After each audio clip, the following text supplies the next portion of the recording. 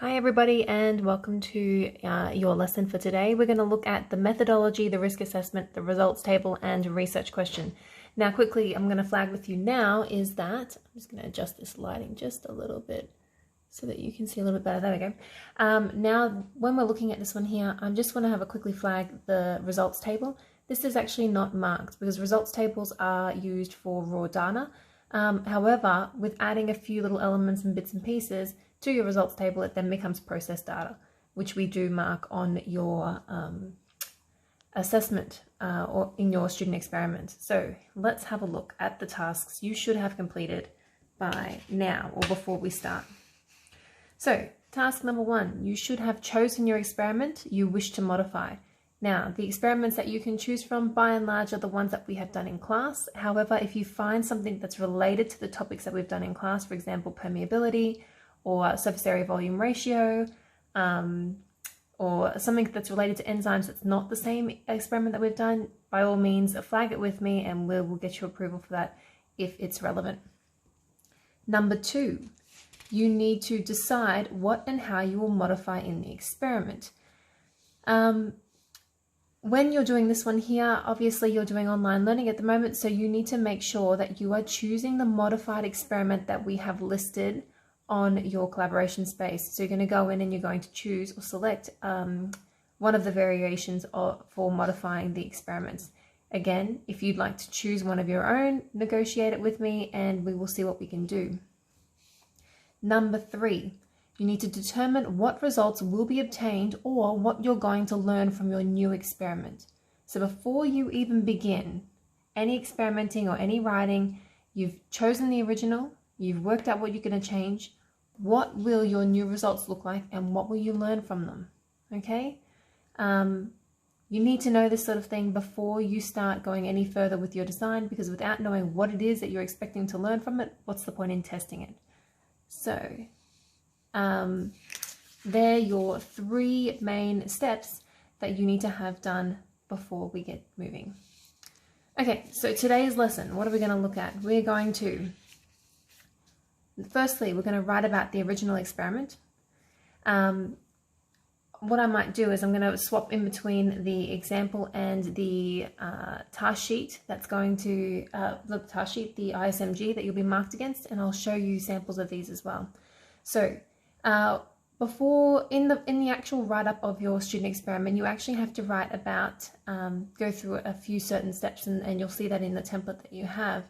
The original experiment needs to be discussed very, very briefly. So what exactly does that look like? I'll grab out the other one here. So in your sample, and you've got a copy of this on your OneNote as well, you have got a heading that sits directly under the research question. So before this, you would already have your rationale, your research question, and then we go straight into the original experiment. We're going to do this bit first because you don't have to have completed any of the experiment in order to write this bit. So things that we have here, we'll put that put this right next to our checklist actually, if I can fit it on the screen, so I'll shuffle this over.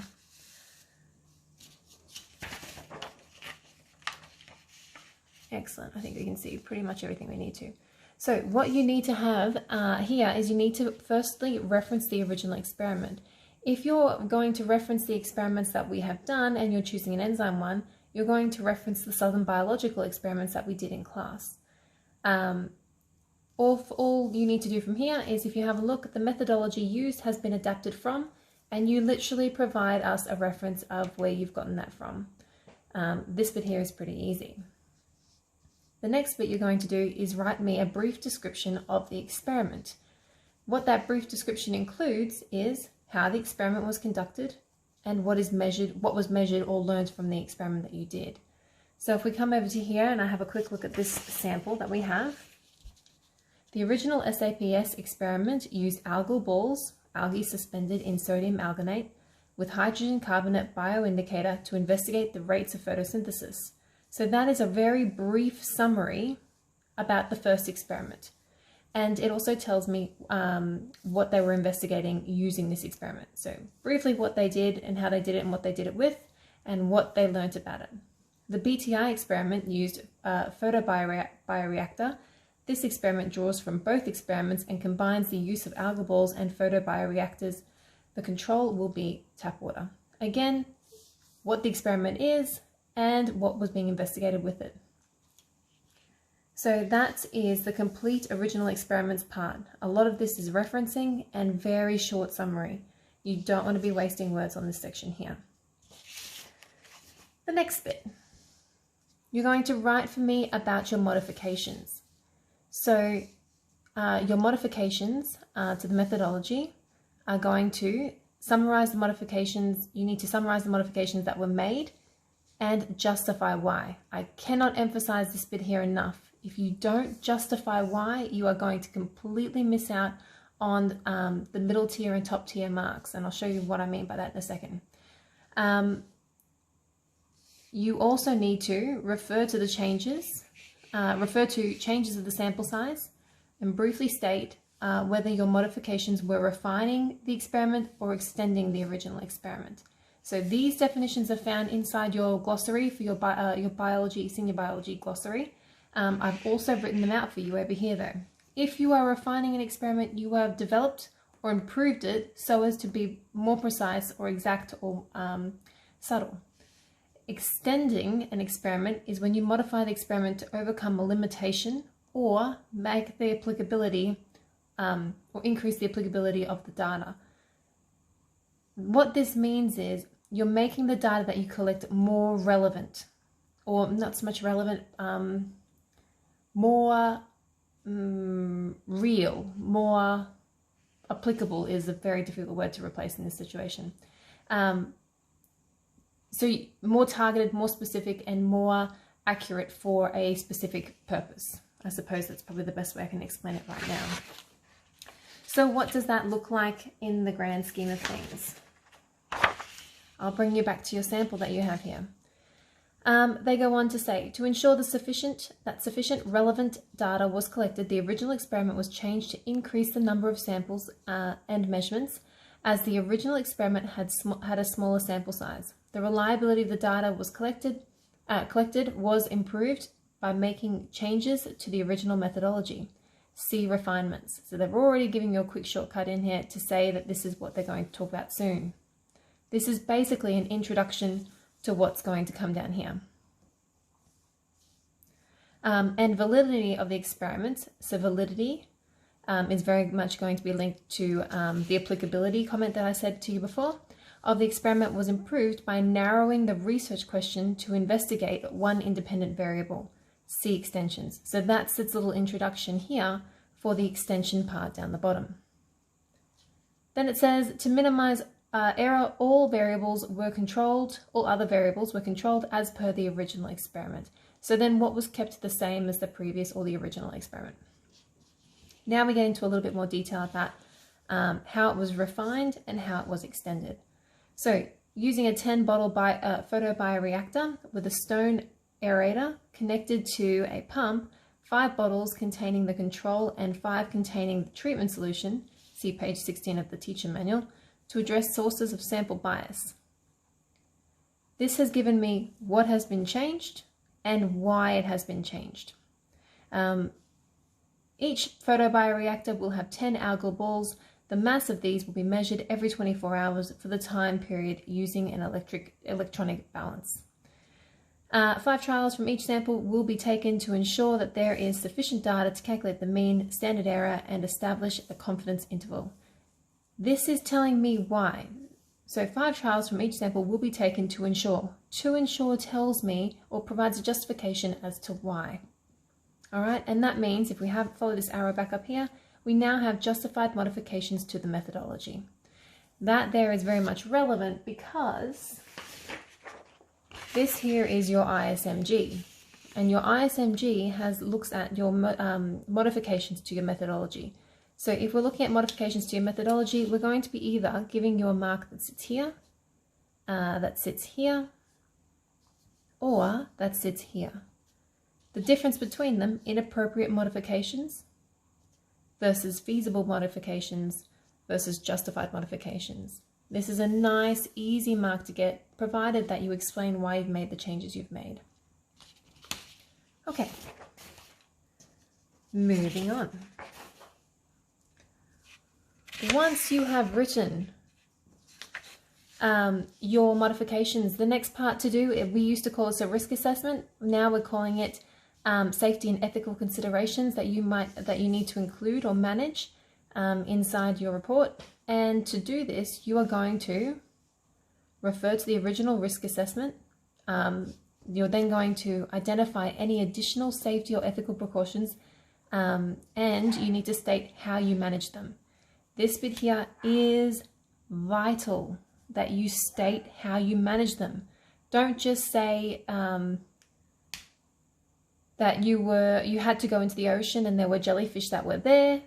You need to say how you managed to stay safe from the jellyfish, or how you prevented getting injured by the jellyfish, or prevented interfering with their environment. You need to say how you manage them. Very, very, very important. I'm going to quickly show you what this might look like in your assignment. So again, in the sample data, in the sample assessment that you have got, this is really short and sweet. It's dot pointed, but there are references to these, and you will place larger, more detailed copies of these in the appendix. So adhere to safety considerations outlined in the original experiment. One of the things I told you to do was refer to the original risk assessment.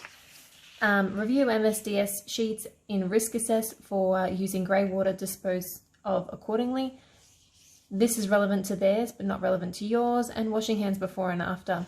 Very, very simple stuff here, but I should have in the appendix, I will have this risk assessment, and because you will be ordering through risk assess, even though we're going to do your experiments for you, you will also be able to print off an actual risk assessment for the experiment that you are going to do for your student experiment task. So you will still do the risk assessment, print it off, and you'll attach it at the back of your student experiment report in your appendix. So very, very short and sweet. We don't waste words here. It's not worth it. Also, to support that though, I'm going to quickly show you your ISMG and where you get the mark for that one. Considered management of risks. So management is the key words there. Considered management of risks. Management of risks. And then inadequate management of risks. So even if you're managing them here, you're still not going to get the full mark unless you are somewhat detailed and thorough about the way that you say, the way that you've considered and managed the risks that you have identified. So make sure you've got some. All right. The next bit is you'll need to prepare a results table. There is no point in us doing these experiments for you, making the data available for you to observe and record if you haven't got a results table ready for you. You need to make sure that it is prepared in a way that will organize your raw data. So it needs to be in a usable fashion. So make it really quick and easy for you to enter that data in. You might like to do this directly into Excel, or you might like to draw it in a table. And what you're going to do is also add to this table a place for you to insert the mean, standard deviation, and standard error. Now remember, your standard deviation and standard error are going to be calculated using Excel Data Toolpak.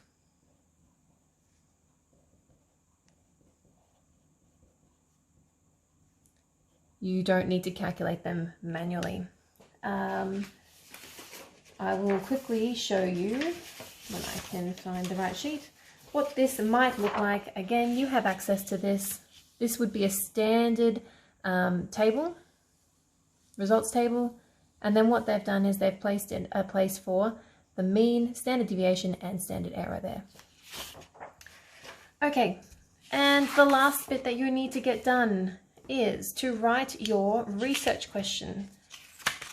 Now, this is one of the last things that I suggest that you do, because this way you can make sure your research question is definitely applicable to the experiment that you're conducting.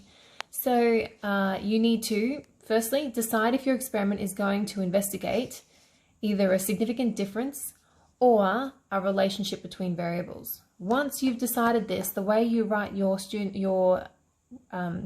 research question is going to determine again what your results will look like after you finish processing them completely. So a significant difference means that you are going to do a t-test to calculate a p-score or p-value. And then, or a relationship is going to get you to create a regression. So if you remember what a regression is, it's where you're going to get a line of best fit and you're going to look for the relationship between the two variables. An example quickly of what these research questions might look like. So if we're doing a t-test and we're looking for significant difference, is there a significant difference in plant growth when a plant is grown with 5 hours of light exposure per day compared to 24 hours of light exposure per day? That would be looking for a significant difference.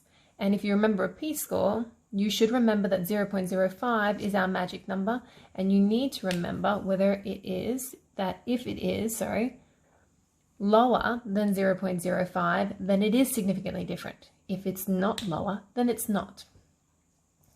Over here, we've got, is there a positive relationship between sun exposure and plant growth?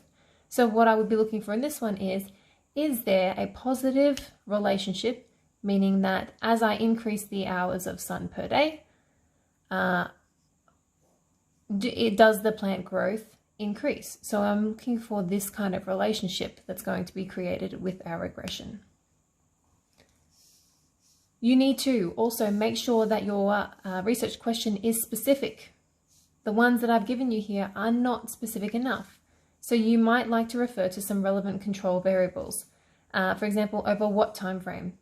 Is there a positive relationship between sun exposure and plant growth in a period of 0 to 10 days? That there would now make this a much more specific research question, and I know that I'm going to measure this over a period of 10 days. I need to make sure that it is also relevant, and to do this I will need to find out if the results you collect will actually answer the research question. So will the results that I actually collect from the experiment that I've designed actually answer the research question?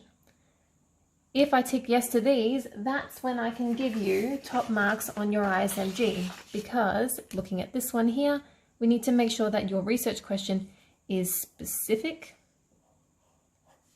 and relevant. If it's not specific and relevant, I have to look for it and work out then, is it a relevant research question? This one here should be really easy for you to get. And then the last one here is it an inappropriate research question? That is, if your research question is in no way related to your results, I have to give you this mark down here. So I hope that's clarified for you those sections of the draft that are going to be due first up.